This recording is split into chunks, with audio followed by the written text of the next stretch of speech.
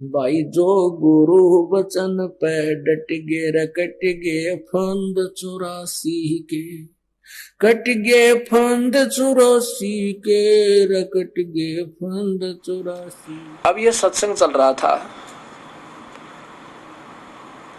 वो बहन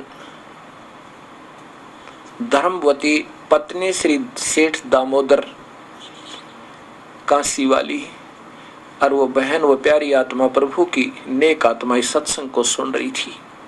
प्रथम बार गई थी और ये सच्चाई, प्रमाणित सच्चाइयों को सुनकर उसका हृदय कांप गया, गुरुदेव के चरणों में पड़ गई। कबीर परमेश्वर से कहा, हे प्रभु मैं नाम ले सकती हूँ? क्यों नहीं बेटी, नाम लेने के लिए, उपदेश के लिए तो सारा खेल ही कर रहे हैं। इतनी देर सत्संग करते हैं, आपको ये इस मार्ग पर लगाने के लिए तो करते हैं। तो धर्मवती ने कहा, हे मालिक, हे साहेब, मैं तो बहुत पितृ पूजा करती, पीपल भी पूजा करती, जाटी भी पूजा करती। मेरे ये पुराने गुरुदेव ने ये सभी लगा रखी थी दाता, और ब्रह्मा विष्णु महेश से हम अधिक किसी को नहीं मानते थे। आज आपके ज्ञान से हमारा अंधेरा हट गया कि ये आदरणीय है, पूजनीय नहीं है। पूजनीय तो हमारे कबीर परमेश्वर हैं, ये पूर्ण परमात्मा है। तब उन्होंने कहा, मालिक मेरी एक समस्या है।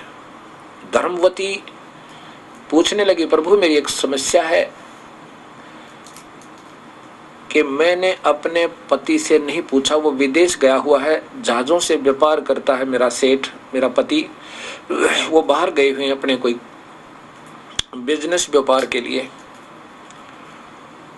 और कहते हैं पति से हर काम पूछकर करना चाहिए, बिना उससे सलाह लिए नहीं करना चाहिए।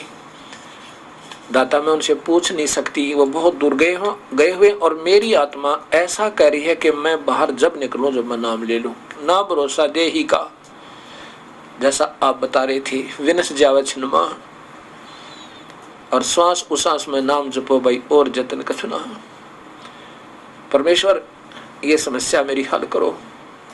कबीर साहब ने कहा, बेटी बात सुनो, अपने घर के काम में अपने पति की पूरी सलाह करें, और दोनों मिलकर एक सलाह कर लें, जो ठीक लगे वो कर लें, उसमें हानि हो हमें लाभ हो।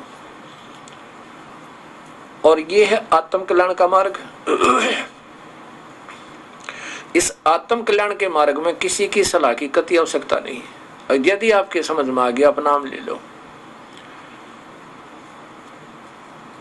और हो सकता है बेटी वो भी समझ में आ जाए, वो प्यारी आत्मा, आपके भक्ति के प्रभाव से उस पर भी असर हो सकता है। धर्मवती ने कहा, प्रभु मेरा तो दिल करता है नाम ले लूं। अकेले ले बेटी, चुप का मत ना। उपदेश ले लिया और कहा, मालिक उनको भी आप ही सद्बुद्धि देना मेरे मालिक, कहीं वो मेरे से गलतफहमी ना कर बैठे। भक्ति भी करती है, नाम लेकर चली गई।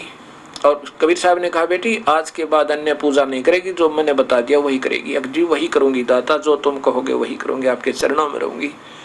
आपकी कथा सुन ली सारी, अब भी अंधेरा नहीं हटाती है, अनजान समाज है। वो धर्मवती चली गई, भक्ति कर रही है, गुरुदेव का खूब सत्कार करती है हृदय से, और साथ में एक पुकार करती है, प्रभु मेरे पति को मेरे से नाराज मत होने देना, वो कहीं गलतफहमी पैदा ना कर ले अपने मन में, क्योंकि उसका विदेश में ज्यादा रहना है, लोग कह दें कि वो तो ऐसे जाती है इधर उधर। एक दिन वो दिन भी आ गया, 5-6 महीने के बाद सेठ दामोदर वापस आए और अपने घर पर पहुंच गए। उस दिन भी कबीर परमेश्वर का उसी मोहल्ले में आसपास कहीं सत्संग था।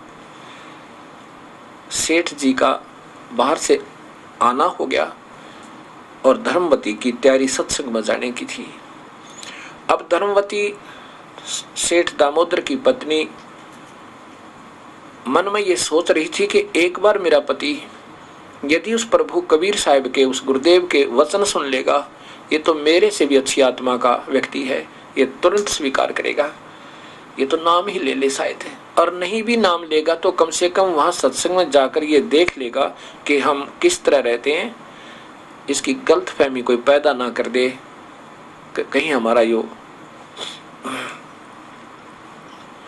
ये जीवन नरक बन जावे।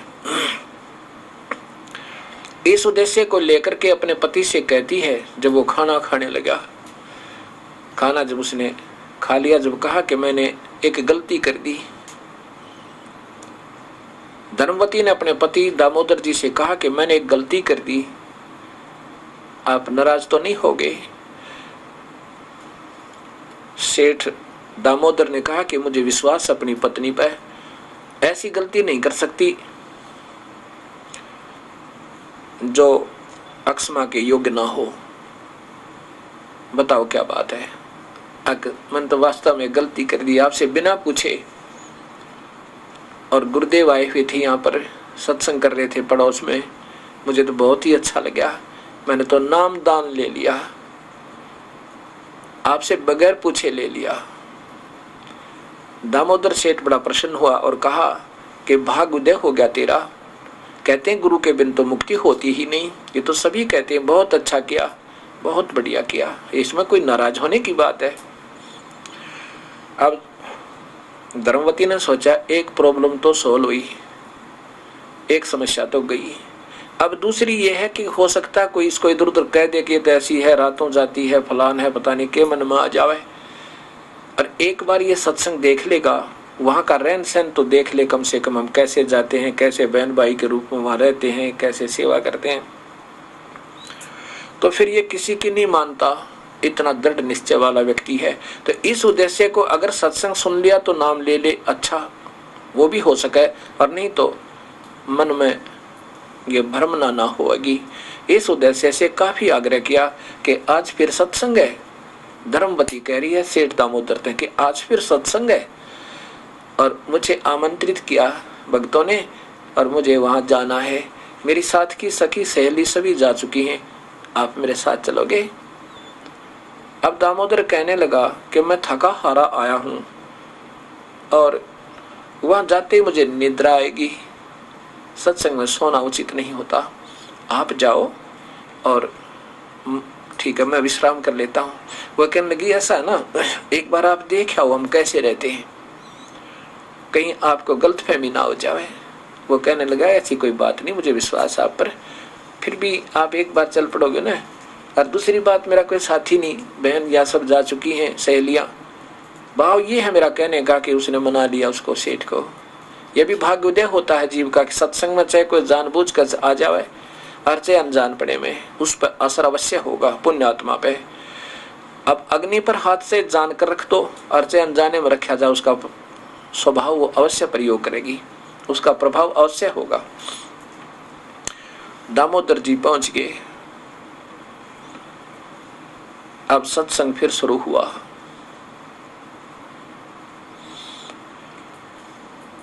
सत्संग के अंदर वही कथाएं सुनाई गई, परमात्मा ने बताई कबीर परमेश्वर ने कि वास्तव परमेश्वर कबीर साहब है, वो कबीर देव है, वो परमात्मा सतलोक में रहता है। और भगत जन कहा करते ये स्वयं आए हुए हैं, नादानो तुम समझो कुछ, अपनी महिमा आप ही गा रहे हैं। ऐसा ही गीत वेदों में लिखा कि वो परमेश्वर स्वयं आता है और अपने सर्जन किए हुए को वो स्वयं ही ठीक ठीक बता सकता, और कोई नहीं बता सकता। वो अपने सत्ज्ञान का संदेश वाहक बनकर वो कबीर परमेश्वर स्वयं आता है, वेदों में लिखा है। यजुर्वेद के अध्याय नंबर 29 के श्लोक नंबर 25 में वो अपने ज्ञान का दूत है, परचेता कबीर रसी परचेता, वो कबीर ही अपने सत्य ज्ञान का दूत बनकर आने वाला, संदेशवाहक बनकर, वह माने लेकर आने वाला वो स्वयं ही है।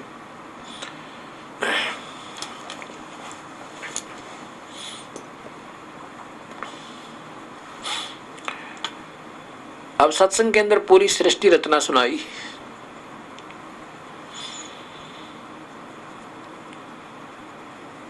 सृष्टि रचना का पूरा विवरण सुन के और सेठ धर्मदास की आंखों में आंसू आ गए। हे परमात्मा, अब तक हम क्या पूछ रहे थे हम पूजा ब्रह्मा विष्णु महेश की कर रहे थे, जबकि पूर्ण परमात्मा की करनी थी, और फिर ये फल देते हमें।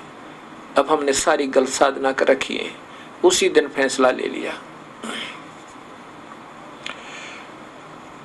अब सत्संग को सुनकर कहाँ नींद आवे थी। वैसे सेठानी ने, धर्मवती ने कह दिया था कि आप चलो और वहां पीछे सो जाना। बेशक से सत्संग के पीछे संगत के गुरुजी मना ना करते, कोई बूढ़ा है, बीमार है, बालक है, कोई लेट सकता है, कोई दिक्कत नहीं, बाकी सत्संग सुनते हैं, आप वहां लेट जाइयो।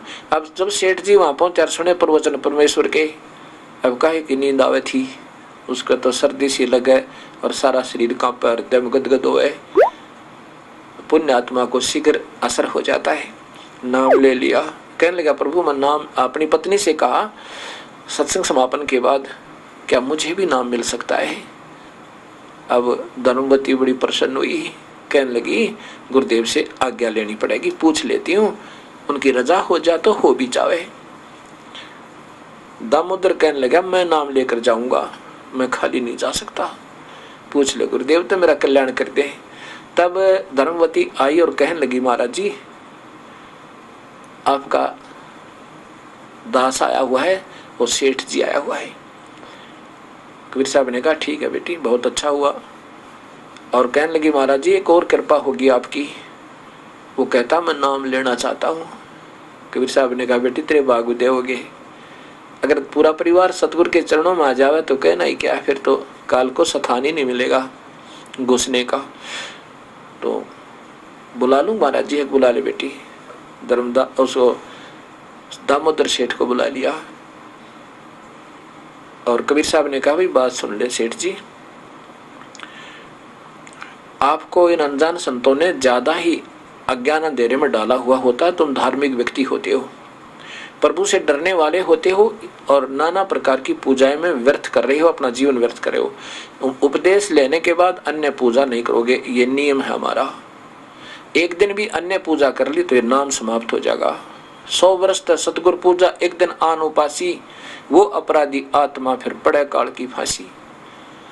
सेठ जी बोला नहीं महाराज जी जैसे आप कहोगे ऐसे करूंगा। मैंने सुन लिया सारा ज्ञान दाता, उपदेश ले लिया। हाथ से बना हुआ कबीर परमेश्वर का चित्र ले लिया अपने गुरुदेव का, और वापस जब अपने व्यापार के लिए प्रस्थान किया, समुद्री जहाज से यातायात का, समुद्री जहाज से वो अपना व्यापार किया करते थे। उसमें एक कमरा बना रखा था अलग से पूजा का। उसमें पहले सभी देवताओं के, ब्रह्मा विष्णु महेश गणेश हनुमान जी, शेरा वाली फलानी सबकी मूर्तियां चांदी की ना जाने के बनवा कर रखी हुई थी, पत्थर की। तो वो तो उठा करके जल प्रवाह कर दी, सारी की सारी जाकर समुद्र में बहा दी आदर के साथ। और एक कबीर साहब का फोटो गुरुदेव का लगा दिया। वो तो भगवान भी थे और इष्ट वीर गुरु भी दोनों ही थे। और हम बताते हैं अपने इष्ट कबीर साहब का और इस दास का भी लगा लेना, कोई बुरी नहीं होता। यह दावा अपने प्रभु। तो वहां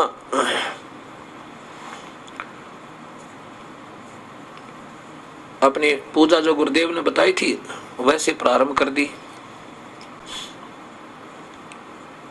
अब जो अन्य भक्त थे वो साथी थे उसके सेठ, जो पहले एक जैसी पूजा में रत थे, उन्होंने देखा कि सेठ दामोदर ने तो अपनी बहुत सारी ढेर सारी पुस्तकें मूर्तियां लगा रखी थी प्रभुओं की, अब एक भी नहीं है। और एक फोटो लगा रखा, किसका लगा रखा ये। तब पूजा उसने कर ली, उसके बाद वो बाहर आया। वैसे तो आरती करते हैं शाम को, हम सुबह भी करते हैं। वैसे हमारा नाम जो कबीर परमेश्वर का, चलते फिरते उठते बैठते लेट के बैठ के किसी प्रकार कर लो, हाथ धो कर, मुंह ना धो, हाथ ना धो, पर कर लो, क्योंकि मन से जाप करना है। आरती वगैरह करे, जोत लगाओ, हाथ जरूर धो ले, पैर धो ले, इसमें ज्यादा शुद्धता नहीं, शुद्धता चाहिए अंदर की। कबीर साहब कहते हैं कि नहाए धोए क्या भया जमन का मैल ना जा, और मीन सदा जल में रह भी धोए बास ना जाए। तब जब सेठ अपनी आरती करके पूजा करके बाहर आया तो सभी व्यापारियों ने पूछा कि दामोदर ये सभी भगवानों की मूर्तियां कहाँ गई?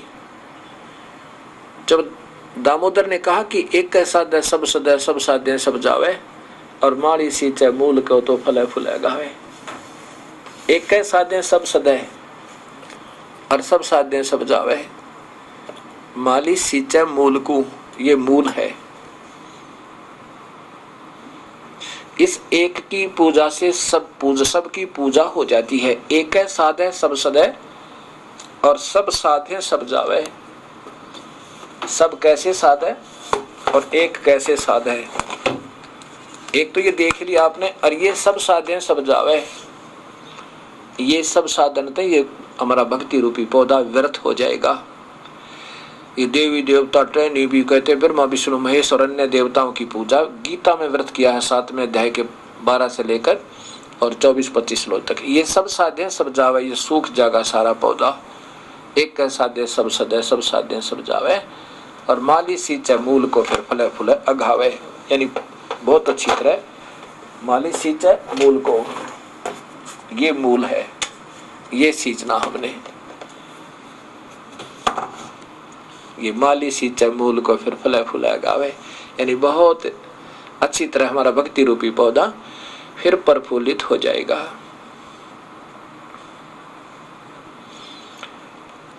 इस बात को सुनकर सभी जहाज के व्यापारी लोग कहने लगे, दामोदर आपकी तो बुद्धि खराब होगी, आपने तो काम बिगाड़ दिया। ऐसे महापुरुष भगवान ब्रह्मा विष्णु महेश छोड़ दिए और हनुमान जी की पूजा भी नहीं कर रहा तू, गणेश जी की पूजा भी नहीं कर रहा तू, श्री राम की पूजा भी नहीं कर रहा तू। अब दामोदर कहने लगा, भले आदमियों, अब पूजा तो कर रहा हूं, अब तुम्हारी दृष्टि में नहीं आ सकती वो पूजा। मैं पूजा इन्हीं की कर रहा हूं, मैं मूल सींच रहा हूं, टहनियों को फल लगेंगे। बता पूजा क्यों नहीं कर रहा? नादानो, तुम कैसे कह रहे हो? अब वो पुराने रंग में रंगे हुए कहने लगे, भाई तेरा तो विनाश होगा, तू तो थोड़े दिन का मेहमान है, कहता है श्राद्ध भी नहीं निकालने। अरे तेरे की कमाल कर दिया तूने तो। तू कहता अब मैंने कुछ नहीं पूजना, श्याम जी भी नहीं पूजना, देखना तेरा विनाश होएगा। अब सेठ दामोदर कहने लगा, वही देखो ठीक है, पहले मैं आप जैसा ही तो था और आपके साथ सब बातों से सहमत था, अब मैं सियाना हो गया और तुम अनजान हो।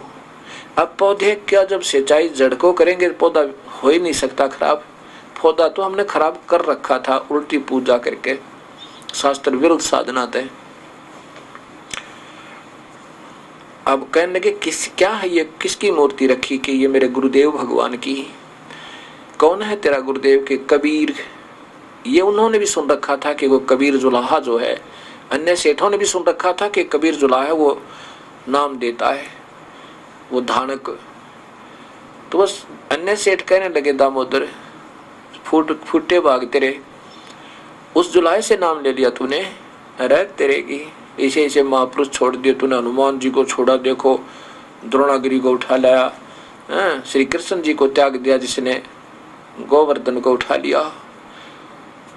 अब कबीर साहब की वाणी दामोदर सुनाता है,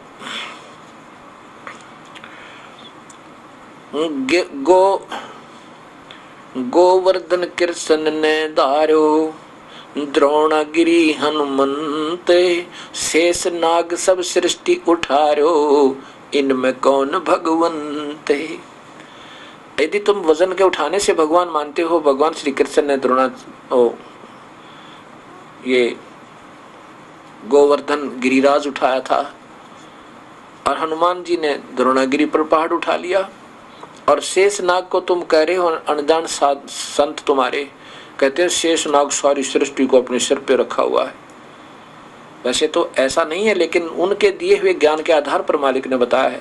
तो फिर इनमें कौन सा भगवान? शेष नाग सबसे बड़ा हो गया जिसने ये सब कुछ उठा रखा। लेकिन शेष नाग के सिर पर, सिर के ऊपर हैं, सिर के सथा ऊपर रखे नहीं है। सिर के ऊपर का अर्थ उनसे सबसे नीचे पाताल लोक है, उससे ऊपर हैं सभी लोग, इसलिए कहते हैं शेष के सिर पर सभी ऊपर हैं। जैसे कोई सेक्रेटरीट बना हुआ हो, उसमें 9-10 मंजिल हो और नीचे कोई अधिकारी रहता हो और उसके ऊपर दूसरा, उसके ऊपर तीसरा, उसके ऊपर चौथा, उसके ऊपर पांचवा, तो नीचे वाले को कहेंगे कि उसके सिर के ऊपर 8 मंजिल में वो ऐसे ऐसे रहते हैं, उसके सिर पर रहते हैं। पहले अपने साधारण भाषा में कहते उसके सिर के ऊपर रहते, सिर के ऊपर डटे नहीं है वो, उनकी अलग से मंजिल है, उनकी छत बनी है, वो अपने अपने सपोर्ट पर रुकी है। लेकिन एक समझाने के लिए कह देते हैं कि नीचे वो फलाना अधिकारी बैठा है ना, उसके सिर पे ऊपर, उसके ऊपर है 8 मंजिल, उसके सिर पे नहीं टिकी हुआ है। ऐसे शेषनाग के ऊपर नहीं है ये शेषनाग तो वहां रहता है पाताल लोक में, इस करके इसके ऊपर ने सारे इसके ऊपर लोग हैं। उठाने वाले ने तो अपनी शक्ति से उठा रखे हैं। गरीबदास जी अपनी वाणी में कहते हैं कि कूरम ऊपर शेष है और शेष शीश पर धौल, ये धौल धरती ले रहा ये पड़ी ज्ञान की रोल। अनजान लोग कहते हैं कि नीचे कछुआ है कूरम, और कूरम के ऊपर शेषनाग है।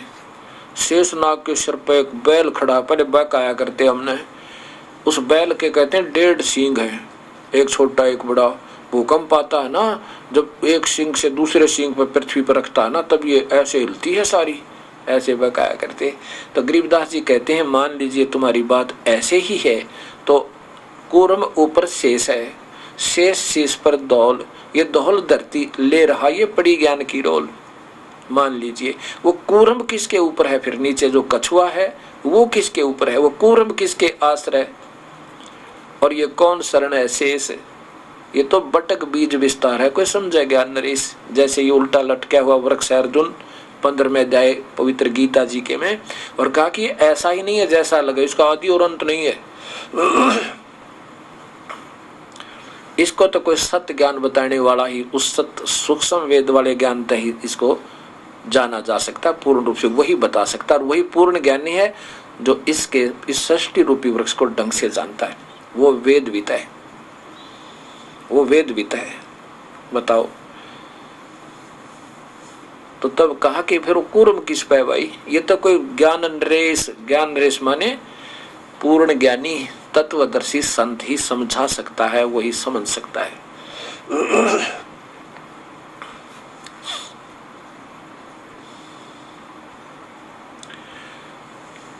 अब वो सभी हंसी मजाक करने लगे कि तेरा क्या होगा दामोदर, तेरी बुद्धि पर तरस आता हमें, तू कौन सी भांग पी कर आया है कि तूने सब पूजाएं त्याग दी। आखिर में दामोदर को कबीर कहने लगे, जुलाहा कबीर, नाम रख लिया कबीर, वो आ गया कबीर, पीछे से कहने लगे। अब वो कहता भी ठीक है तुम मजाक करो, मैं तुम्हारे बारे में कुछ नहीं कहता, आप क्यों मुझे दुखी करो। ऐसे चलता रहा। 6 महीने के बाद वो फिर वापस आ रहे हैं विदेश से जहाज के द्वारा, और अपने सारा उसमें पैसा भी माल भी जहाज के अंदर लेकर आ रहे हैं, सभी व्यापारी साथ में दामोदर जी। एक बहुत भयंकर साइक्लोन समुद्र के अंदर खड़ा हो गया। साइक्लोन होता है एक समुद्री तूफान, जैसे वायु में मिट्टी उड़कर ऊंचे तक हो जाती है और बहुत भयंकर स्पीड से चलती है गति से, ऐसे ही जलवायु में उड़ लेता है ऐसे आंधी की तरह, और उठकर ऐसे बहुत स्पीड से 150-200 किलोमीटर प्रति घंटा की स्पीड से चलता है, और उसके लपेट में जो आ जाए जहाज जूझ का पता नहीं लगा कहाँ गया। ऐसा ये आता बहुत दिनों के बाद है, कभी कभी होता है। तो वो सतिथि होगी। उधर से कबीर परमेश्वर सत्संग कर रहे थे, सर्दियों के थोड़े सर्दियों के दिन थे। थोड़ी देर में लीला की प्रभु ने कि उनके सारे बाल और दाढ़ी और कपड़े गीले नजर आवे। सामने बैठे हुए भक्तों ने पूछा, प्रभु क्या हो गया आपके गुरुदेव, आपके तो कपड़े गीले हो गए। कबीर साहब ने कहा कि अपने सेठ दामोदर है ना, धर्मवती के पति, वो जहाज से आ रहे थे भाई, समुद्री जहाज से, उनका जहाज डूबने लगा था, वो जाकर के बचाया है मैंने। अब जो मेरे जैसे अज्ञानी थे, जिनको विश्वास नहीं था अपने गुरुदेव पे, उन्होंने सोचा गुरुदेव तो एक आधी बार तो बिल्कुल सफेद झूठ बोल देते, हमारे सामने बैठे और कहते जहाज बचा के आओ। ये शब्द अपना प्रवचन कर रहे थे, संगत ज्यादा बैठी है, गर्मी से पसीने आगे होंगे, अपने मन में ऐसे सोच रहे। उधर से क्या होता है कि साइक्लोन खड़ा हो जाता है और सभी जहाज के यात्री कांपने लग जाते हैं। आकाश मर गए भैया, हे परमेश्वर ये क्या हुआ। कोई अपने इष्ट किसी को याद करे, कोई किसी को रख करे, कोई राम को, कोई श्री कृष्ण को, कोई ब्रह्मा, कोई विष्णु, कोई माता, कोई मसाणी, सब अपने देवताओं को, अपने अपने देवताओं को याद कर रहे हैं। लेकिन ये देवता ब्रह्मा विष्णु महेश ब्रह्म पर ब्रह्म तक कर्म के दंड को नहीं काट सकते। कबीर परमेश्वर हमारे दुर्भाग्य वाले कर्मों को काट सकते हैं और हमारे पाप कर्मों का विनाश कर सकते हैं। अब सभी ने जब प्रार्थना की, कोई असर नहीं हुआ और ऐसा लगा कि ये तो घंटे 2 घंटे में हमारा कति काम बिगड़ जाएगा। देखा वो दामोदर सेठ आराम से बैठा है, अपने प्रभु के चिंतन में उसका सिमरण कर रहा है कबीर परमेश्वर के दिए हुए मंत्र का। जब वो बिल्कुल घबरा चुके तो उन्होंने कहा, एक स्याना था, वो सेठ स्याना कहने लगा समझदार सा कि भाई यूं कहते हैं जो पूर्ण संत का, पूर्ण परमात्मा के उपासक होते हैं ना, उनकी प्रभु सुनवाई करता है। दामोदर से प्रार्थना करो भाई। सभी मिलकर दामोदर से कहा, दामोदर आप अपने भगवान को याद करो, आज बात बिगड़ गई है। दामोदर सेठ ने कहा कि मेरा तो भगवान एक जुलाहा है, मेरे तो गुरुदेव एक जुलाहा हैं, छोटी जाति के गरीब हैं, वो क्या कर सकते हैं जब आपके हनुमान जी नहीं कर पा रहे, अपने कृष्ण भगवान श्री राम नहीं कर पा रहे। गरीबदास जी कहते हैं, मासा घटे ना तिल बधे विधना लिखे जो लेख, और सच्चा सतगुरु मेट के ऊपर मार दे मेघ। पूर्ण संत से संपर्क में आने के बाद वही कबीर परमेश्वर ही अपनी शक्ति से उसके सारे कार्य उनके शिष्यों के किया करता है। वो ऊपर मार, मासा घटे ना तिल बधे, जो विधाता ने लेख लिख रखे थे उनका विनाश वही होना था यदि शरण में ना होता दामोदर, तो ऐसा लिखा था। और पूरा सतगुरु पूर्ण संत उनको खत्म करके और परमानेंट मेघ मार दे, अर्थात उन पर कति उनको खत्म कर दे और अपनी तरफ से लिख दे उनके सौभाग्य को। ये वो कबीर परमेश्वर है। अब सभी कहने लगे, दामोदर अब ये बात कहने की नहीं, अब ना कहे ये बातें, हमारा हृदय दुख है, हमसे गलती होगी, हमने आपको बहुत बुरा भला कहा, माफ कर दे हमें। दामोदर ने कहा कि तुम बैठ जाओ।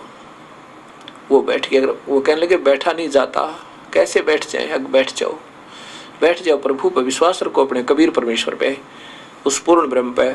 दामोदर खड़ा हुआ और कहा, हे परवरदिगार, मैंने आपके गुण बहुत गा दिए इनके सामने, और मैंने बड़ी महिमा गाई आपकी कि मेरे भगवान ये कर देते हैं, मेरे दाता ये कर देते हैं, आप समर्थ हो, कोई शक नहीं, आपके गुणों से मैं परिचित हो चुका हूँ। प्रभु, हो सकता है इस मुझ जैसे तुच्छ जीव की इतने पिछले जन्मों की ये बहुत ज्यादा खराब किस्मत हो, ऐसे बुरे कर्म मेरे हों दाता कि आपके चरणों में भी मेरी सुरक्षा ना होनी हो